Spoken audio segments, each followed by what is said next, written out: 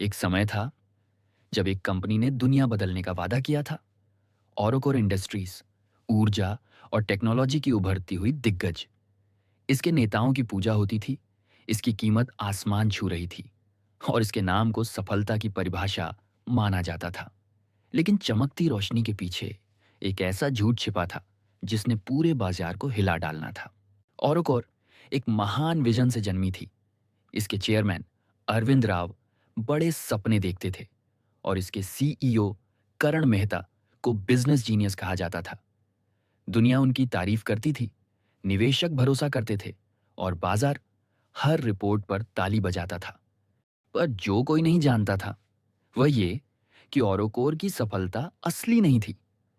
Company ऐसे accounting tricks इस्तेमाल कर रही थी जो आने वाले वर्षों की कमाई को आज का मुनाफा दिखा देते थे। अभी कमाया नहीं, पर कागज पर सब कुछ लाभ में बदल दिया जाता था। और फिर शुरू हुआ असली खेल। ओरोकोर के सीएफओ आरशी मल्होत्रा ने गुप्त कंपनियां बनाई। Phoenix One, Blue Peak, Argon Ventures. नाम जितने अजीब, काम उतना ही खतरनाक। इनका एक ही उद्देश्य था, ओरोकोर के नुकसान को छुपाना और कंपनी की असली हालत दुनिया से छिपाना। झूठ बढ़ता गया और तालियां भी। मीडिया ओरोकोर को भविष्य का मार्केट किंग्स बता रहा था। कंपनी रिकॉर्ड मुनाफे जता रही थी और निवेशकों को कहा जाता था, ओरोकोर के शेयर बस खरीदते जाओ। निवेशक अपनी मेहनत की कमाई इसी उम्मीद में लगा रहे थे कि ओरोकोर कभी नहीं गिरेगी। लेकिन एक शांत कोने में एक महिला ने सच्चाई देख ली। फाइनेंस मैनेजर नैना वशिष्ठ को कंपनी के खातों में ऐसे अंतर मिले जिन्हें समझाना नामुमकिन था। हजारों करोड़ ऐसे गायब थे जैसे वे कभी थे ही नहीं। उन्होंने चेतावनी दी, रिपोर्ट बनाई, नेताओं से कहा, हम तबाह हो जाएंगे। लेकिन लालच ने उनकी आवाज को दबा दिया। सवाल तब उठे जब विश्लेषकों ने पूछा, कंपनी के असली खाते कहां हैं? ये गुप्त कंपनियां क्या छुपा रही हैं?